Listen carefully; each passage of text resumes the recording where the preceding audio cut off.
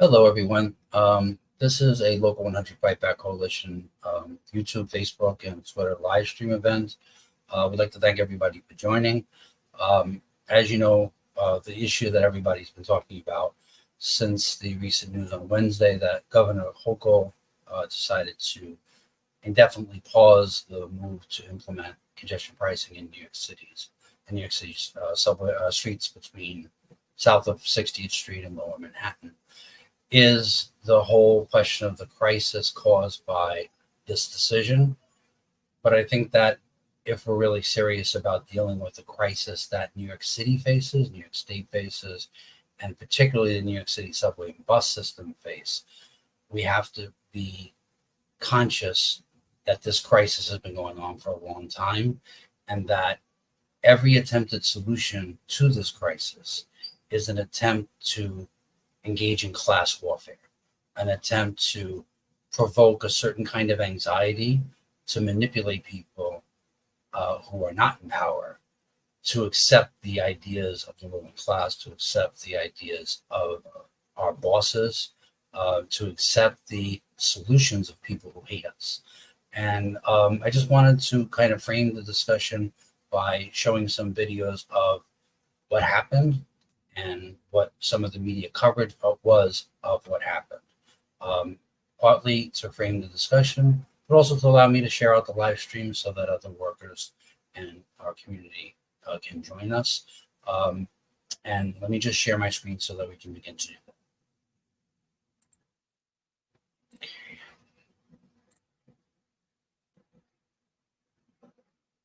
Okay, so the first video is going to be news coverage of Hochul's decision. I'm going to share my screen now and start that video.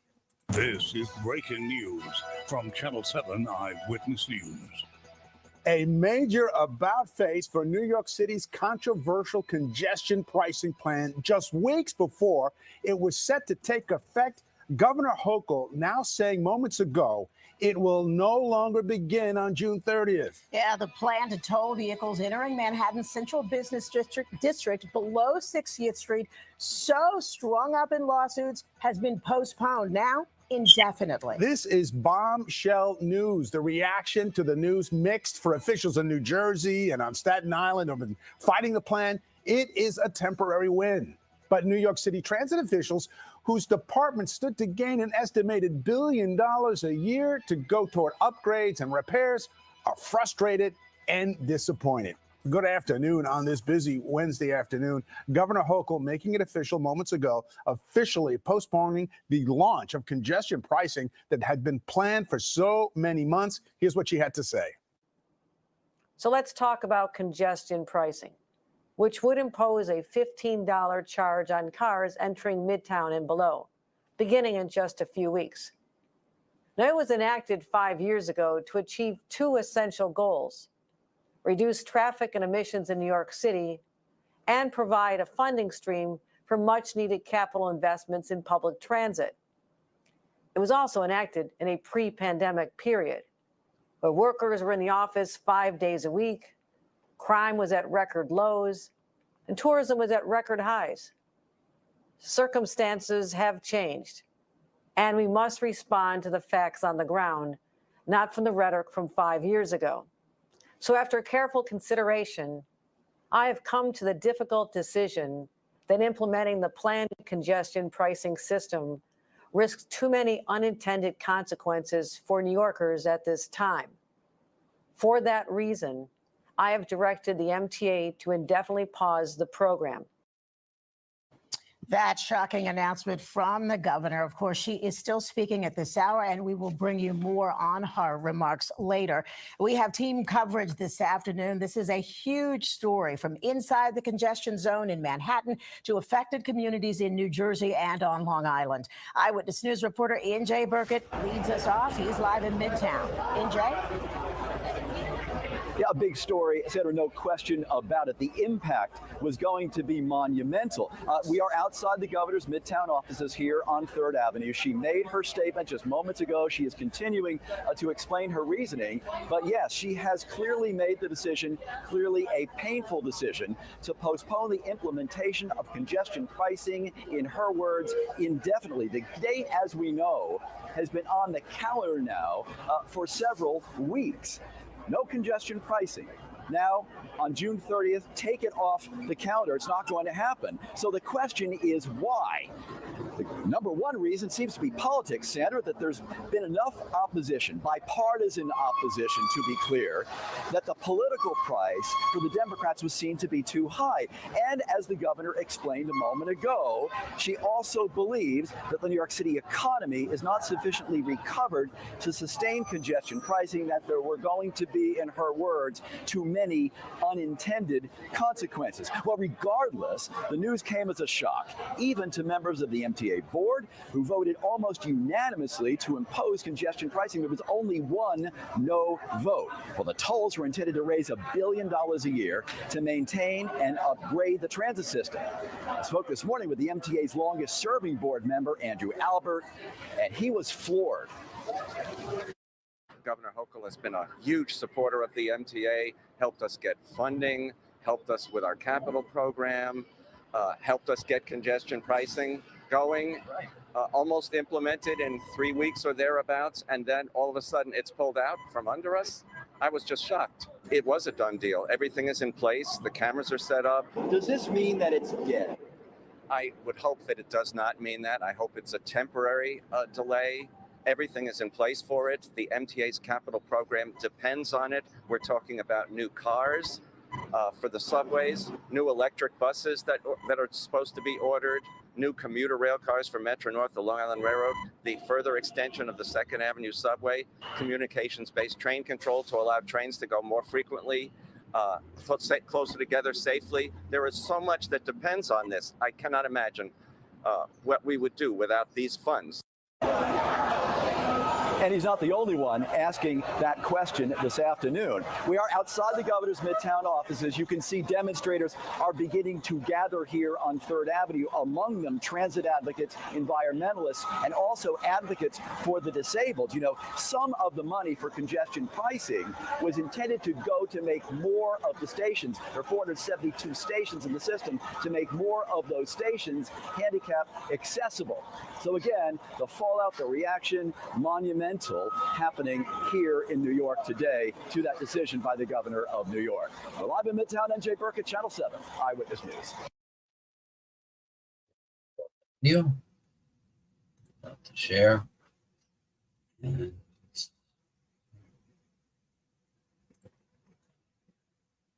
okay. Okay, so that's a little bit of the coverage in the news media about the announcement. I'm also going to share some videos about the potential impacts for the MTA, so that we can then get into a much wider discussion about the lies that are being told here.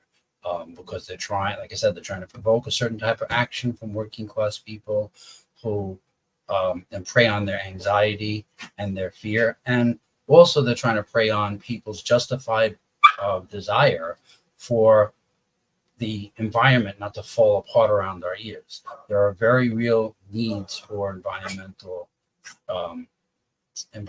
justice and changing the way in which we're so dependent on fossil fuels.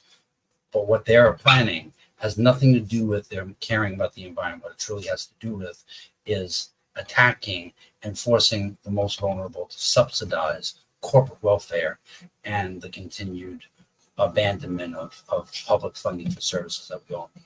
So I'm going to share my screen again with some of the consequences for transit funding. So do that. Okay. We're going to click on this video about the $15 billion that is supposed to come from New York City congestion pricing tolls. We, of course, now know that congestion pricing is on hold, which has been good news for drivers. But what's also on hold is the dozens of MTA improvement projects. The project was slated to bring in $15 billion to improve things like signals, tracks, and more. Now, again, all those projects on pause. Now, many want to know if they'll ever get back on track, and News 4's Melissa Colorado has those details live for us tonight. Melissa. And Natalie, all those improvement projects tied to congestion pricing, well, that's all up in the air. Take, for instance, we're here at the 59th Street Lexington Avenue station. This was one of those stations slated for upgrades, especially for disabled New Yorkers, accessibility upgrades, especially also for parents pushing strollers and also for tourists with heavy pieces of luggage. Well, now that's up in the air, and riders want to know all of these things that were priorities. Are they now empty promises?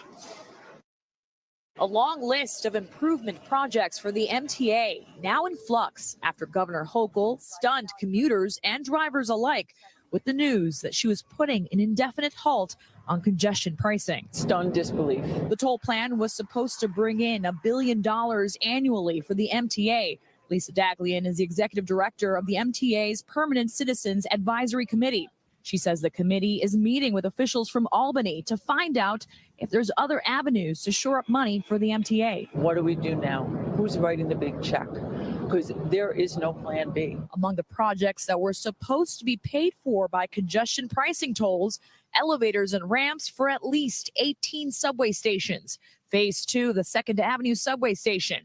Upgrading signals for C and F lines in Brooklyn and Manhattan, and the purchase of more than 250 electric buses. My subway station may not get an elevator for another 10 years. Delaying the construction of elevators and ramps may put the MTA in legal trouble. 2 years ago, the MTA signed a historic settlement agreement, promising to make 95% of their subway stations accessible to disabled New Yorkers by 2055. I'm tired of waiting. I want full accessibility. And then there's the issue of the expensive equipment that the MTA has already paid for, the gantries that were supposed to build drivers entering 60th Street and below.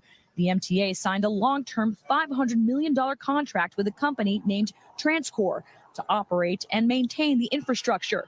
We reached out to the company, and they referred all questions to the MTA. If we're all worrying about our prize in politics, who can we trust now? And the MTA's next board meeting is going to be on Monday, June 24th. You can bet there's going to be a lot of attention, a lot of focus on that meeting to see what, if anything, the board decides. That's the latest here on the Upper East Side. I'm Melissa Colorado, News 4 New York. We, of course, now know that congestion pricing is on hold. Sorry about that. Just pause the share and get back to the live stream. Sorry about that. All right, here we go. Okay, so this is all the hype, and this is all the coverage in the mainstream news media.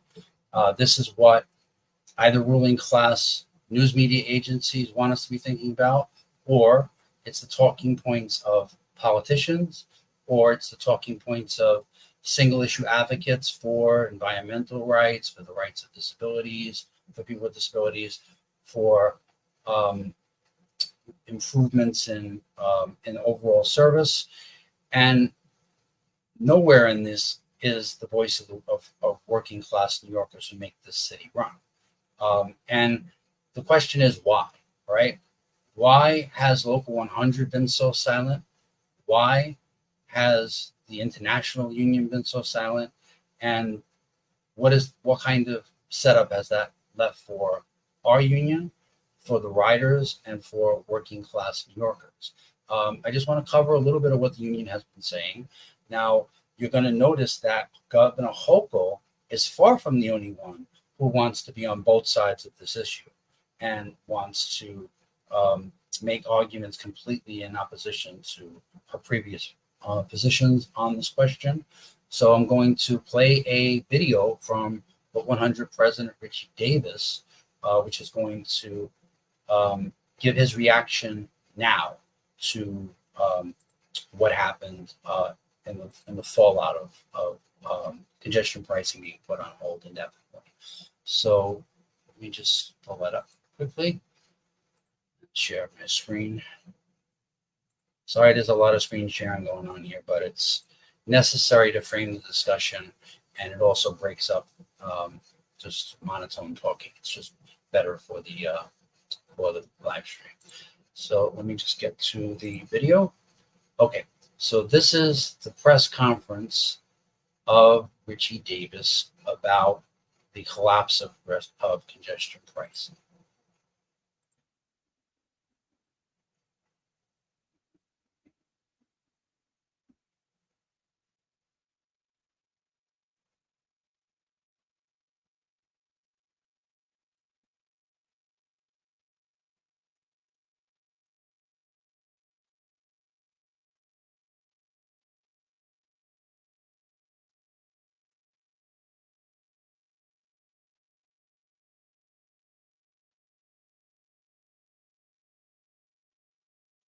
Okay, so that is the sum total of his response. Richard Davis is the president of Local 100, and yet, trying to get back to my screen, sorry. He's the president of Local 100, and yet Local 100 for years now has been pushing for congestion pricing. Let me just show you this. Hold on a second. Share my screen again.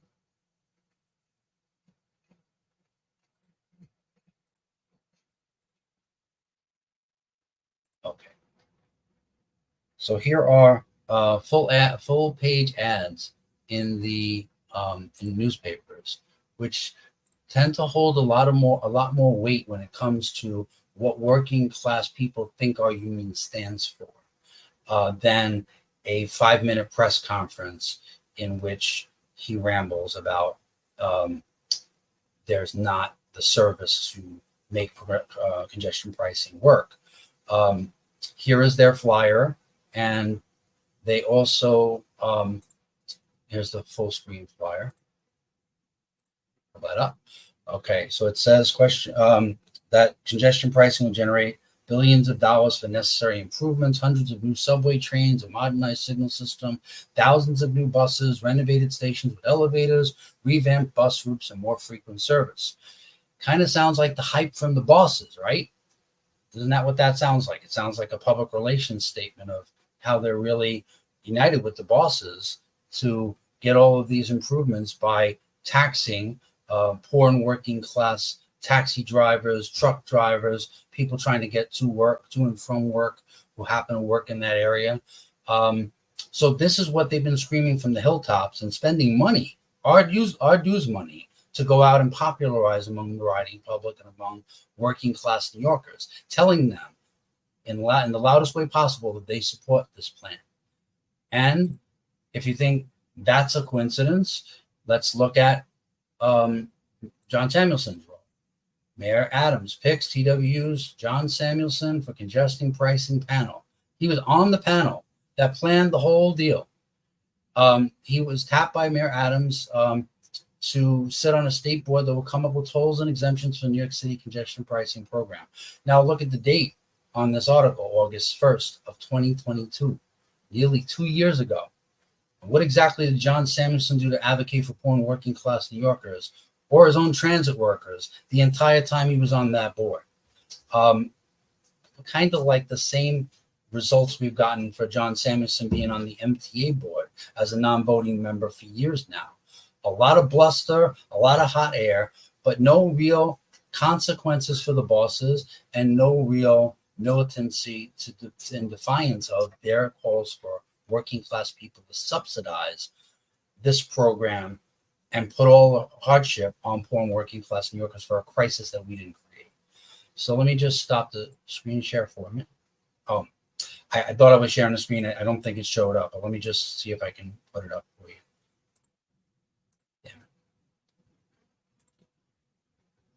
Sorry.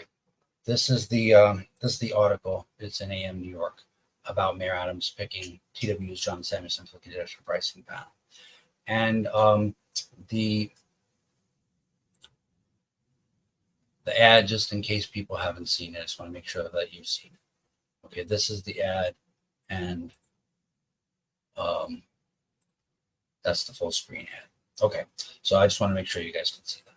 So in any case, what should working class people be thinking about all of this? And I think that we need to start to deal with where does the crisis of funding in New York City Transit and many other public services come from? It comes from the fact that there's not a real tax base to support public services like public transit, like the hospital system, like the roads and the bridges and all of this. And, you know, Donald Trump is not the only billionaire bastard who doesn't want to pay for anything, who doesn't want to pay for social services that benefit his business. He's far from the only one who thinks that way. And they have conspired over the better part of 4 or 5 decades now to starve public services in order to fund profits for themselves. And just to show you that I'm not making this up, we're going to look at the annual report by the New York State Controller. And it'll show you the outrageous amount of bond debt that actually funds the system and why there is a constant crisis. I'm just trying to find that. Just trying to find it. Hold on a second. Here it is. Share. Okay, so this is the annual update of Thomas P. DiNapoli, the state controller. Every year, they have to put out a profile about the debt that the MTA has and what's committed and how it's being paid off and all of that.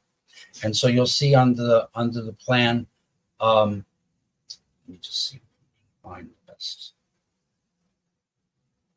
Okay, they break down federal funding, they break down state funding, etc. So basically, the MTA's capital programs since 2020 have remaining $54.4 billion, which must still be committed.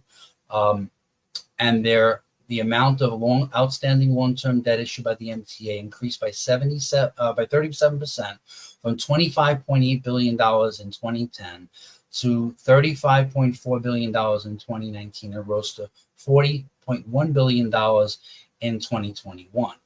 The MTA expects debt outstanding to reach $47 billion by 2026, including $5 billion of debt paid for by dedicated capital lockbox revenues, that's state revenues. Now, that actually, the most recent review that I had of where the budget debt stands right now, they've already passed $47 million. And so, just to give you an idea of what that means, it means that there is more money spent every year. It was $2.3 billion in 2021. I'm sorry, it's $3.2 billion in 2021. It's probably much more than that now, given the interest payments that they pay. So basically, that amount is more than, let me just stop sharing the screen. That amount is more than the expense the MTA lays out for the trains, the buses, the repair of the trains and the buses. It is more than the amount they spend for healthcare. Healthcare insurance is more than the amount they spend for pension contributions. It's more than all of our benefits, and that so that one debt, the bond debt, sucks up more money in the MTA budget than all of those things, and that money is paid out first before any of our wages get paid, before there's any funding for the service, before there's any funding for the repair of the equipment that we use, before there's any payment for workers' compensation benefits, before there's any payment for anything that's essential to the system.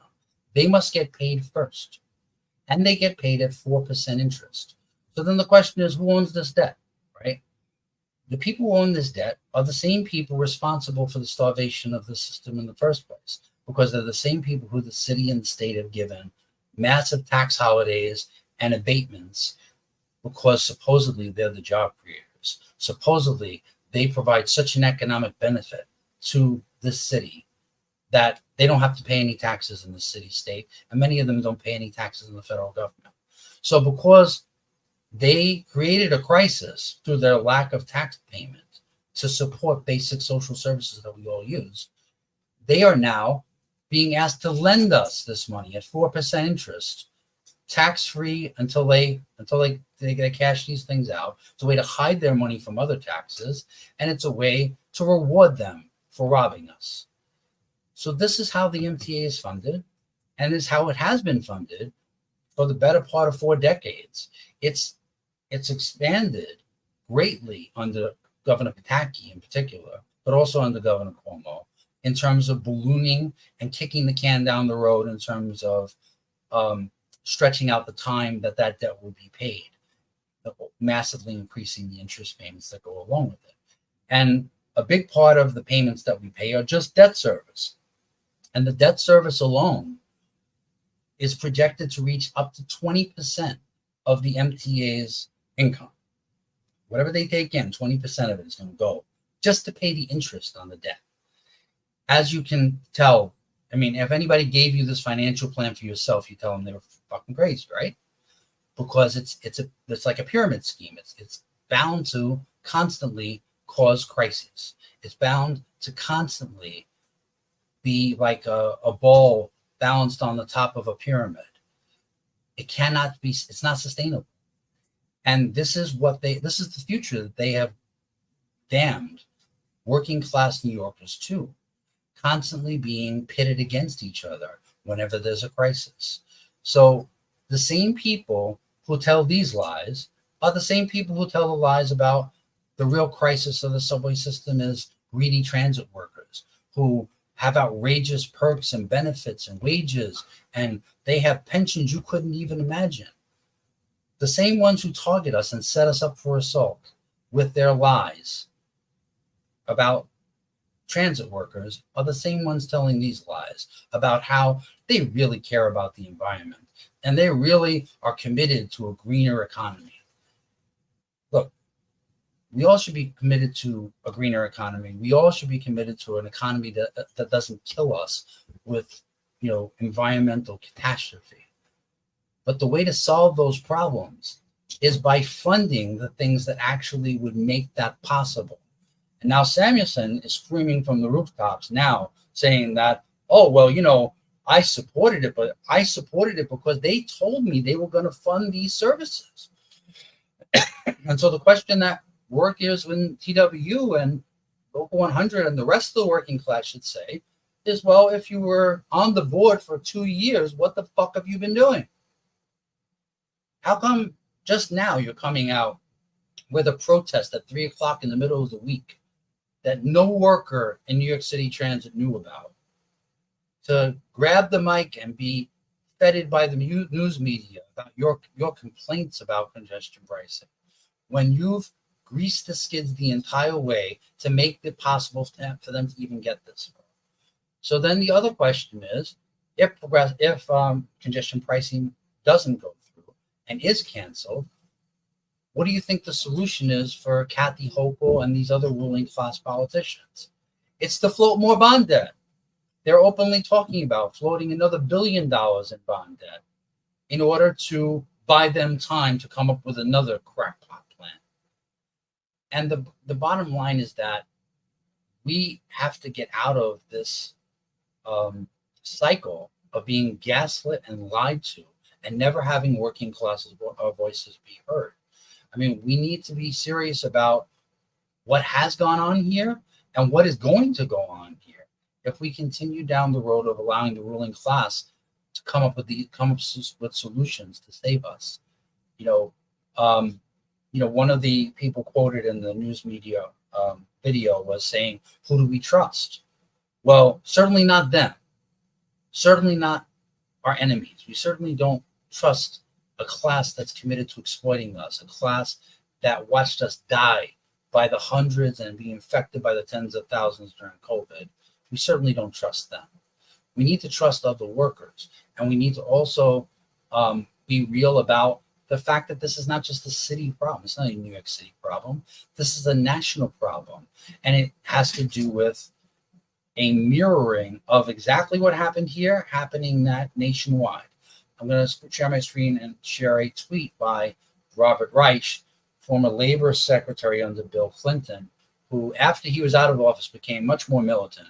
So you'll notice that in his tweet. And he says, The effective federal corporate income tax rate, 1950, 50%, 1960, 37%, 1970, 32%, 1980, 20%, 1990, 25%, 2000, 20%, 2010, 15%, 2020, 13%. So you can see what's happening here. You have basically 2/3 of the federal corporate income tax rate has been gutted in the course of, 80 years? And the majority of that happened after 1970. And that is what has happened in New York City. That's what happened in every city across the country. And even more so, and the smaller your city is, the more they're being screwed by being starved for resources. And, the bottom line is there's no way around fighting to cancel that debt. If that debt gets paid, our pensions are not going to be worth the paper that they're printed on. Okay, your retiree health care, you see how they're already setting us up to take away historic gains that we won in struggle and vaporize them in contracts that have no right to negotiate over those things. What do you think is going to happen if we continue to not have a union that stands and fights for working class interests and mobilizes class solidarity? Where was the protest of TW Local 100 to support taxi drivers with the attacks they were going to face under congestion pricing? For example, the fees they would pay. I just want to share my screen so we can show you that as well. The fees they would pay under. Sorry, that's up on the screen here. There we go. Okay, so the fees they would pay under congestion pricing. It says cars would pay $15. Taxis would pay $125 per ride. Rideshare apps $250 per ride. Small trucks $24. Large trucks $36. So where is Local 100, one of the largest and most powerful unions in this city, this country, if not the world, who have members who literally make a major American city one of the centers of world capitalism run? The kind of strength that represents. Was it thrown behind taxi drivers and rideshare workers who were trying to unionize to fight back against the attacks they were going to face? No, they were nowhere to be found. Instead, they were the public relations reps for our bosses, and they carried water for them for almost 2 years in order to encourage illusions that this was going to solve our problems. And, then people, anytime the left or anytime the working class wants real change, real funding for the things that we actually need that would make the economy better, that would provide real living standards to poor and working class people, the refrain is, how are you going to pay for that? Where's the money going to come from? Well, let's look at what else has been going on in this city throughout many decades that has made it so that the money is never there for us. And I want you to notice that I'm using the business press. Okay, I'm using Business Week and they're not exactly very left wing. Here it is, Crane's New York Business. Not exactly very fire breathing leftist magazines. It says attack zombies of New York State. City and the state dish out a combined $10 billion in tax breaks, subsidies to fewer than 1% of corporate taxpayers. The public payoff of those deals is murky at best. New York is swarming with zombies. No, not the brain-devouring ghouls in the movies. These zombies are tax breaks and other incentives that elected officials and their appointees have dished out over the years to a select number of New York companies and industries. Whether intended or not, they tend to last for eternity or something close to it. The Lord High Zombie is Madison Square Garden, which hasn't paid a nickel in property taxes since the state granted a blanket and perpetual exemption 41 years ago under Mayor Koch. I mean, I'm sure most transit workers who are watching this don't even remember Mayor Koch, but that's how long this has been going on.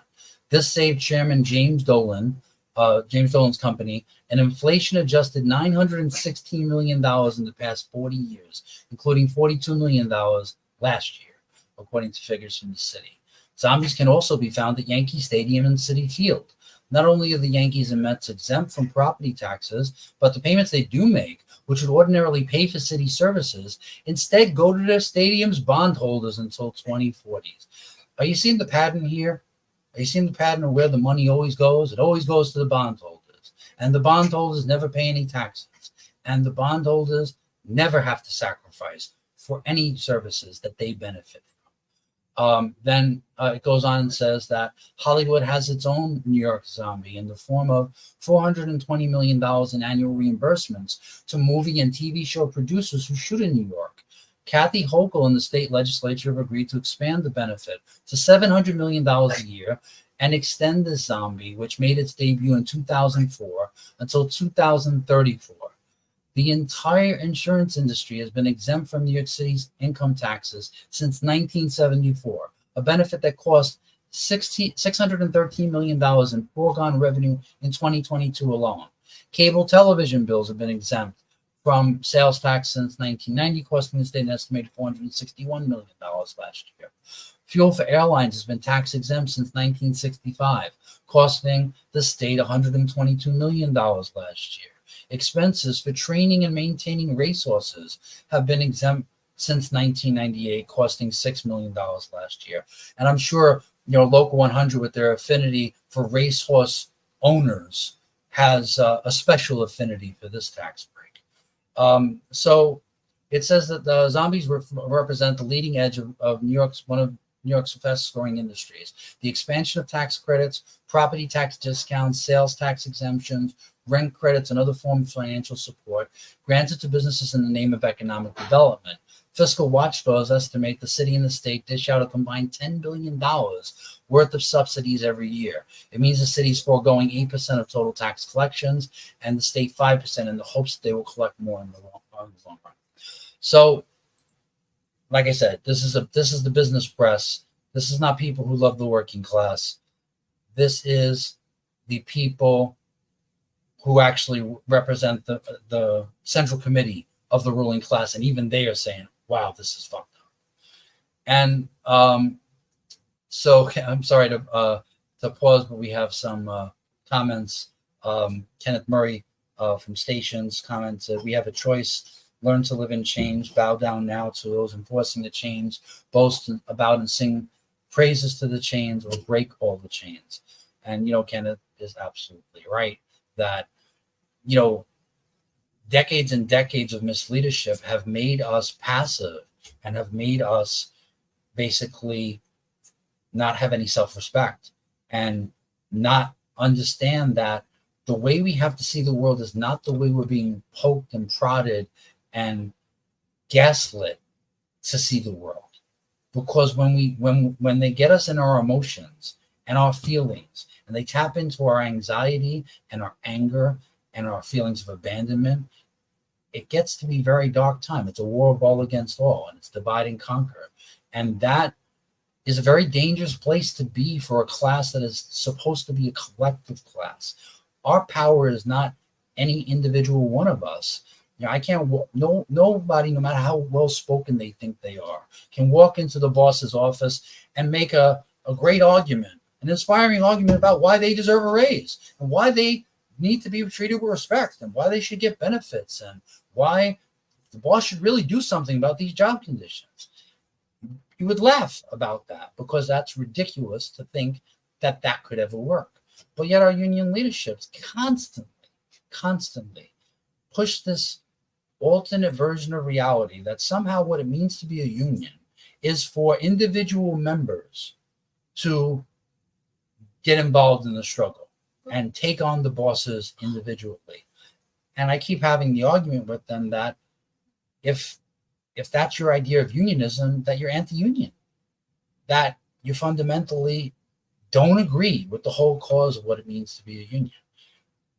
If workers could go in and lead these battles on their own, and they didn't need institutions to actually organize that and provide the resources for it, they wouldn't fucking need a union, would they?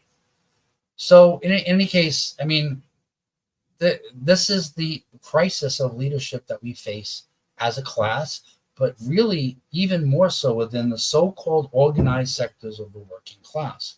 We have a leadership that act as partners and ass kissers and public relations reps of the people who are attacking us.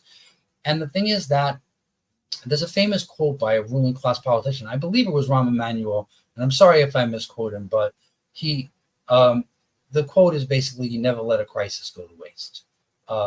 And it really encapsulates the parasitic kind of attitude of the ruling class in general. That no matter what misfortune, no matter what disaster is rained down upon average working class, poor, even middle class Americans or any other country, that it can always be used to their benefit, that it can always be manipulated to divide and conquer and take more and make more and more hardship and force workers to hate each other and tear each other apart while they keep going to the bank. Well, we don't want to think that way as workers, right? We don't want a union that thinks that way. We don't want a union trying to take advantage of other people's misfortune. But we certainly do want a union that, when it sees a crisis, understands that all of the groundwork has already been laid by the balance of forces in the class struggle for the ruling class to do exactly that, to take full advantage of it and to prey upon people's fear and their perceived weakness. And what's cryingly necessary, what's desperately necessary, is just for us to show strength. It's for us to show a vision of the way the world could be different. Because unfortunately, most people feel like these problems will never be solved because they never seen them solved. Most people don't believe in a union, and you couldn't blame them for not believing in a union given the performance of these unions over many generations. And when you participate in decades and decades of betrayals of current employees being encouraged to screw new hires, by current employees and new hires being encouraged to vote for contracts that fuck retiree health care. When you constantly engage in this war of all against all within our own union, and then even worse, in many respects, mocking and laughing at other unions for their greater misfortune and comparing the crumbs that we've gotten from the boss's table.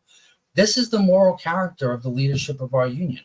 So is it any surprise that there is no mobilization to defend workers being attacked? There is no mobilization to expose the lies that not just Kathy Hochul, not just Andrew Cuomo, not just Mayor Adams, the news media and every institution of the ruling class constantly tries to get us to believe through the gaslighting campaign that these are like crises that are like natural phenomenons. Nobody knew this was going to happen, but now there's a crisis and we all have to sacrifice. Watch your wallet when they come at you with, oh, well, there's a crisis and we all got to pull together. They're preying on the best instincts of working class people, because workers are trained by their experience to understand that they have to work collectively in order to solve problems on the job. Any transit worker will tell you that that the only person they can count on, like if it's a train operator and a conductor, is their partner. The only people they can count on if they're a bus operator are the people in their depot, right? It's so much a part of our lived experience that we're so desperate to see change that we're willing to make sacrifices. We're willing to sacrifice for the greater good. And that shows the better morality of the working class based on its experiences. But unfortunately, it gets used by our enemies against us. They did it during the 2008 crisis. And what was the end result? The 2008 housing crisis, the economic collapse. What happened? It's the greatest transfer of wealth from black to white in the history of this country. And that includes Jim Crow, that includes slavery. Okay, it's the greatest single transfer of wealth from black homeowners to those who then took over those properties, who were largely white or other races. That's a massive transfer of wealth that happened. an historic transfer of wealth. And it's not surprising that shortly after that happens, you see mass layoffs in New York City Transit. 2011 is when you see that. You also see Occupy Wall Street and the struggles that happened in response to all of that. Celso Garcia put a comment I want to put up on the screen. Celso's from buses. He says, we're living in crazy time. We are all for sale, and our jobs are at risk across the board. They want cheap labor and no protections for workers. And yes, he's absolutely right. And and Celso is reflecting, the course of development that will happen if our class doesn't get its shit together, if we don't begin to organize in our own name, and if rank and file workers don't begin to understand that they are the leadership that we need, that we all need to see ourselves as leaders. We all have skin in this game, and that the things that were promised to us, like a pension, like retiree health care, like a standard of living that we can actually afford to live a somewhat better life than other workers live who are not unionized, all of those things are on the chopping block. I mean, and if you look and do your research about what's offered in the next potential leadership for the American ruling class, if you read Project 2025, it's like a 900-page blueprint for fascism in the United States. They lay out in the clearest possible terms exactly what they want to do to the working class, the poor, the oppressed, immigrants, women, gays and lesbians, and anybody they want to other, anybody they want to target for either being deported from the country, imprisoned, anybody they want to jail their political rivals. They want to engage in McCarthyism. They're already doing it right now in the Congress of the United States. And yet our unions, our institutions stand mute.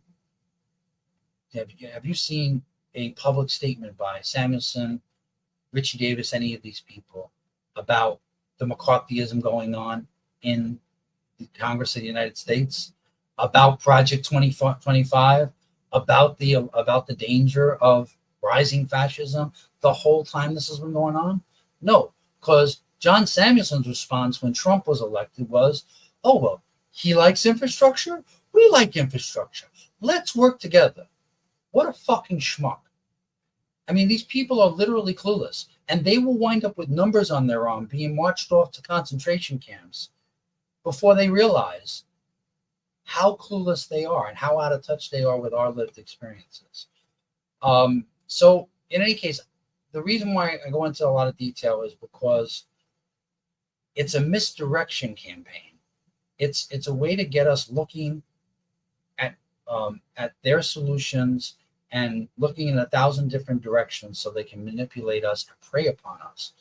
And unless we want to commit ourselves to understanding that it's our activity, it's our numbers that can change the course of history, that a union just didn't appear one day just because somebody thought it was a good idea. It was literally thousands and tens of thousands of workers putting themselves on the line with their blood, sweat, and tears that built this union.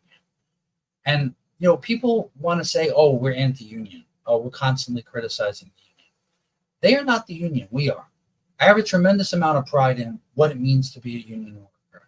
I have a tremendous amount of pride in the history of this union, in particular, in leading struggles that provided a self-defense for other workers who were very, very much more defenseless than transit workers were in times of economic depression, for example. I'm very proud of the fact that this union stood with the civil rights movement. And they didn't just stand with the civil rights movement by flapping their lips. They put resources and mobilized members to actually be intimately involved in supporting those struggles. And we need to get that pride back. And we need to get it back quick, fast. Because this leadership is like wearing a kick me sign. And it's not just Samuelson, and it's not just Davis and Yatano. It's the entire business unionist ideology that somehow we can get what we need, and we can get what our members need, and they can get what they need. And the problem is that defies the fundamental logic of the class struggle. It defies the fundamental logic of that our class interests are diametrically opposed to those of the bosses, and that if they get what they want, we get none of what we want. That if they have windfall profits, we starve. That if they have windfall profits and pay no taxes, we have no subway system worth the fuck. It means that we get assaulted in the subway system. It means that riders don't get to work on time and lose their jobs. It means that we're constantly engaging in escape from New York, in one of the richest cities the world has ever known, which is a fucking disgrace. It's not because we don't produce massive amounts of profit and massive amounts of resources, because we don't control them. And listen to your union leadership. Do these people sound like they ever want to control the resources that we produce? Do they sound like they actually want to bring the bosses to their knees and want to dictate terms to the bosses? Or do they sound like the kind of people who lay in the boss's lap and basically regurgitate the boss's words to us and become the best spokesman for the boss's ideas? Look, we have an election coming up in Local 100 at the end of the year. Between now and then, workers really need to start thinking about what the stakes are if we don't change who represents us and we don't build independent rank and file political consciousness, class consciousness that begins to arm workers to defend themselves in a very dark time where everything is on the table. Things that we thought were not possible, like attacking pensions, are very much possible. And given the kinds of people who are trying to grab a hold of state power, it's not just about an increased percentage here and there. It's about losing and watching vaporize all of our past gains. And we look forward to continuing the discussion, and please continue in the comments with your perspectives. I'm sure transit workers have many experiences about what congestion pricing was going to cause them in particular. And many of our workers cannot afford to live in New York City, even though we make this city run.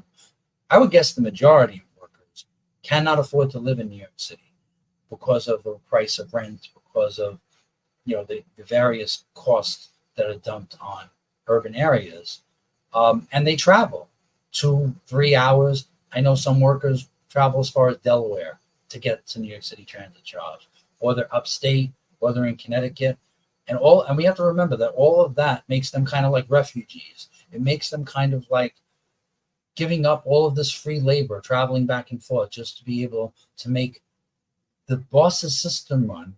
And think about what that means in the context of what I've just shown you. What they're working for is to make rich bondholders whole on the money they've loaned us that they should already be paying in taxes. We don't work for the MTA. We work for Wall Street. We have to change that enslavement that we are facing, because the future for us, if we don't, is the disappearance of institutions like unions, the disappearance of any of the so-called privileges that we think we got through anything other than struggle. I'd like to thank you so much for your time, and we'll be doing many more live streams. We're going to also be doing a Working Class Power Hour on Tuesday at 1 p.m. where we unite with Chicago transit workers to talk about shared experiences in fighting the labor bureaucracy and fighting business unionism. We're also going to be holding educationals with Philippine transit workers in Manila who are fighting against similar privatization efforts and attacks on working class living standards to pay for green vehicles, to pay for supposed enhancements and upgrading the equipment that they the equipment that they use. So we're going to be engaging in joint educationals with them. We're trying to work around the 12-hour time difference to make that happen. But we have to understand the working class has to be an international class, that there's no difference between a worker here and a worker in anywhere else in the world. And that the thing that unites us is our common experiences, and the thing that unites us is our enemy. Our enemy is always the same. It's always the ruling class. It's always the ones that make our lives miserable. And they just want you to think that it's some other that's the cause of your problem. That's not it. It never has been. They're the ones who run the system. It's no mystery why we suffer under capitalism. Go look at the Fortune 500 companies. Look at how much they pay in taxes. It's not a mystery who is benefiting from our suffering. And it's not an immigrant, and it's not somebody lower on the economic ladder than us. It's the fuckers on the top who have created a worldwide global imperialist system with its tentacles all over the world, exploiting and brutalizing people all over the world. And working class people need to understand we don't have a nation. We don't have a common national interest with these bastards.